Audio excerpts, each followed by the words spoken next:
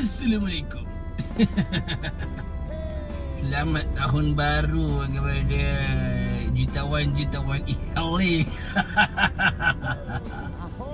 Salam satu e-hailing.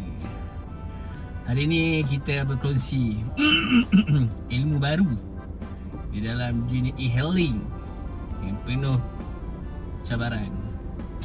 Jadi kalaulah anda mendapat order daripada customer daripada point A ke point B, lepas tu tiba-tiba dia cakap, "Bang, boleh singgah 7-Eleven kejap tak bang? Saya nak beli barang kejap."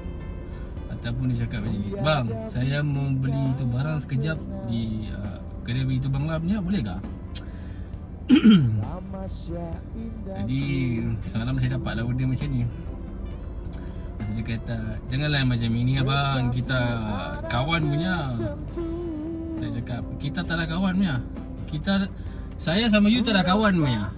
You mau ini macam, you order lain. You jangan ini macam sama saya." "Tak apa bang, saya tambah 2-3 ringgit." Kalau dia kata nak tambah 2-3 ringgit, baik gelok siap-siap. Cakap dia, "Kalau saya berhenti, saya nak 7 ringgit. Boleh?"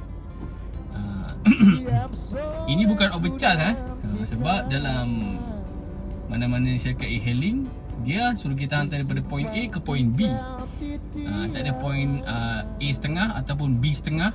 Lepas tu boleh pula di antara perjalanan tu tiba-tiba ada transit pula, melainkan dia memang buat 2 stop. Jadi biasanya saya takkan bagilah. Macam hari tu dapat job pergi Kerawang daripada Sentosa, daripada Kelang. Dia minta saya hantar dia ke Sentosa. Lepas tu dia nak suruh saya pergi Kerawang. Saya cakap tak boleh. Tak boleh. Ini jalan saya tak ada lalu punya. Padahal lalu tapi malas nak layan. Nanti nak suruh kau ambil barang lah apalah. Jadi satu masalah pula. Alamak, dapat job lah. Alamak. Okay, Assalamualaikum.